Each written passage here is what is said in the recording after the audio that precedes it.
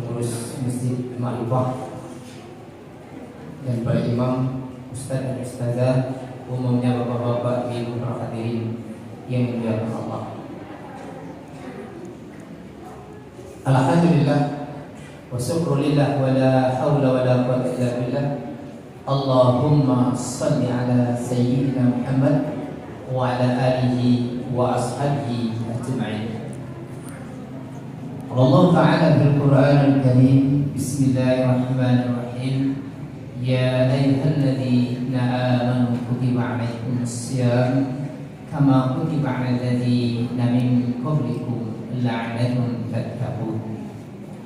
Bapak-bapak, ibu-ibu, para hadirin yang dimuliakan Allah, bersyukur kita kepada Allah pada malam hari yang ke-24 ini.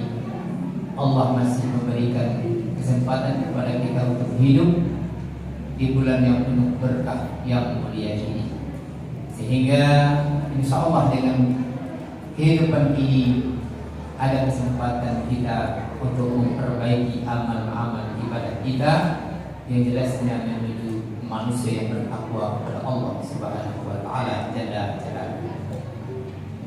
Dan salawat sering salam mari kita kirimkan kepada arwah dan besar kita Muhammad sallallahu alaihi wasallam dengan ucapan Allahumma shalli ala sayyidina Muhammad wa ala alihi wa ashabihi ajma'in. Sebagaimana kata protokol, saya datang dari negeri yang jauh, yaitu Puncak Indah. Jadi puncak itu tinggi, menurut kata beliau. Dan alhamdulillah pada malam hari ini dengan izin ridho Allah saya dapat melihat, menangkap bapak-bapak ibu yang ada di sini. Sebenarnya hampir tak datang tadi. Saya pikir tidak ada jadwal malam hari ini. Tapi anak saya yang paling kecil, apa katanya? Jadwal ayah ada hari malam ini. Betul saya lihat ternyata di Ma'rifah. Alhamdulillah dengan izin Allah sudah sampai di sini. Bapak-bapak, ibu yang dimuliakan Allah Subhanahu wa Ta'ala, malam hari ini saya akan menyampaikan judul pertanyaan-pertanyaan tentang takwa.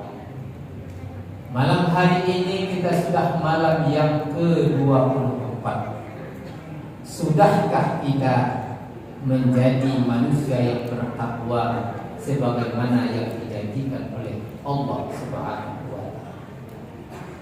Karena Rasulullah bersabda, kam min shaimin laisa lahu illal ju'i wal atas. Betapa banyak orang yang berpuasa tapi hanya mendapatkan lapar dan dahaga saja dan tidak mendapatkan nilai pahala, apalagi menjadikan dia sebagai manusia yang bertakwa kepada Allah Subhanahu wa Ta'ala. Bapak-bapak, ibu-ibu, puasa ini pada hakikatnya disediakan oleh Allah Subhanahu wa Ta'ala dari zaman ke zaman untuk makhluk hidup, termasuk manusia, adalah disediakan untuk kita berubah kepada yang lebih baik. Kita lihat makhluk Allah yang lainnya, misalnya seekor ular piton. Ketika ular piton mau merubah kulitnya, menambah besar tubuhnya, maka ular piton itu berpuasa sekian hari lamanya. Setelah itu merubah sisi. Tapi ular piton tak perlu kita tiru cara puasanya, karena ular piton hanya berubah warna kulit dan besar badannya. Namun cara makan dan watak tabiatnya, sifatnya tak berubah. Dia tetap makannya tetap menelan, ya toh. Pokoknya watak ular piton itu tak berubah sama sekali, bapak-bapak, ibu-ibu yang dimuliakan Allah. Tapi ada makhluk Allah yang mungkin bisa kita ambil pelajaran juga. Seekor ulat bulu yang biasanya ulat bulu itu ditakuti. Pernah pada suatu hari saya melihat ulat bulu yang besar di bunga. Jadi apa kata anak saya? Ulat ini jangan dibunuh ya, dihidupkan saja. Saya teringat, kalau begitu kita lihatlah proses ulat bulu ini bagaimana sebenarnya. Maka pada saat itu kami pelihara ulat bulu ini beberapa hari, kami kasih makan bunga itu. Tapi tak lama kemudian ulat bulu itu menggulung daun tersebut dan dia tidak makan lagi, dia berpuasa beberapa hari. Maka pada hari-hari berikutnya ulat bulu itu berubah dari tadi seekor ulat, dia berubah menjadi seekor kupu-kupu yang indah. Yang tadinya makanannya hanya daun-daun, sekarang sudah berubah. Ulat bulu itu berubah menjadi kupu-kupu, dia mencari makanan saripati bunga. Ini bisa kita ambil pelajaran. Ketika Allah Subhanahu wa taala menyediakan puasa untuk kita, sebenarnya untuk kita berubah. Kalau yang dulu perilaku kita sebelum puasa Ramadan, mulut kita ini mungkin tidak terkontrol, selalu mengomongi orang lain, selalu menyakiti orang lain, tidak dilihat apakah itu di jalanan, apakah itu di musola atau di masjid, dia tetap ngomong saja. Yang ngomongnya itu bukan untuk kebaikan dia, tapi ngomong kadang-kala menyerempet kepada orang lain. Yang dulu mungkin di bulan sebelum puasa Ramadan, iri, dengki, khianat, sombong, takabur, maka sesudah Ramadan dilaluinya, puasa dia laksanakan, berubah watak dan tabiatnya menjadi perubahan yang lebih baik. Dilihat dari pakaian mungkin seorang wanita yang dulunya mungkin sebelum puasa Ramadan selalu pakai pakaian yang ketat, suka pamer. Karena ada juga nih kaum wanita ini, bapak-bapak, ibu-ibu, kalau di sini dia berjilbab, tapi di luar dia tidak mau pakai jilbab. Ada seperti itu. Padahal puasa itu akan merubah dia. Banyak kadang-kadang tidak mau berubah, tidak mau berjilbab, tapi setelah mati dipakaikan jilbabnya, bapak-bapak, ibu-ibu yang tak berguna lagi. Ketika sudah mati dipakaikan jilbab itu tak guna lagi itu bagi dia, bagi semuanya. Maka yang diharapkan dari takwa itu berubah kaum muslimin yang dilakukan Allah sifat-sifat tabiatnya. Maka ada 4 sifat yang diwarisi oleh orang yang bertakwa jika puasanya itu betul-betul mendidik manusia yang bertakwa. Yang pertama huruf ta, tawaqqa, tawadu. Orang yang berpuasa itu, orang bertakwa itu tawadu, rendah hati, tidak sombong.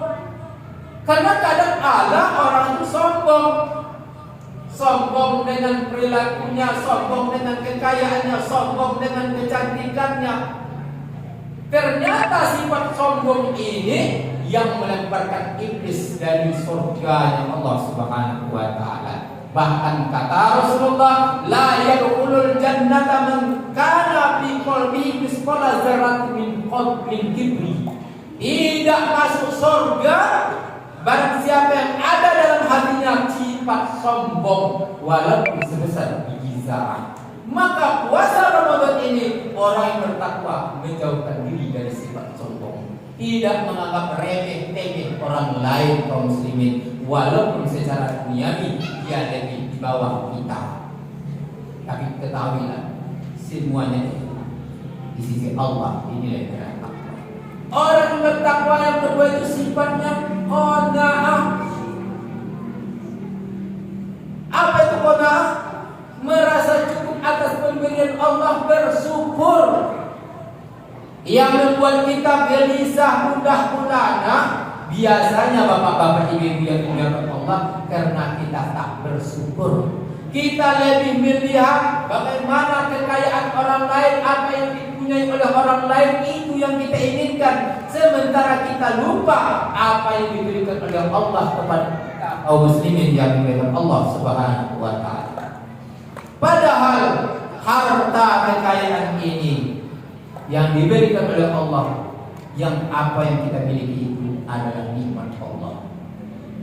Bayangkan bapak-bapak ini yang dimuliakan Allah, lancar saja air yang kita minum itu keluarnya, itu rahmat besar dari Allah Subhanahu wa taala.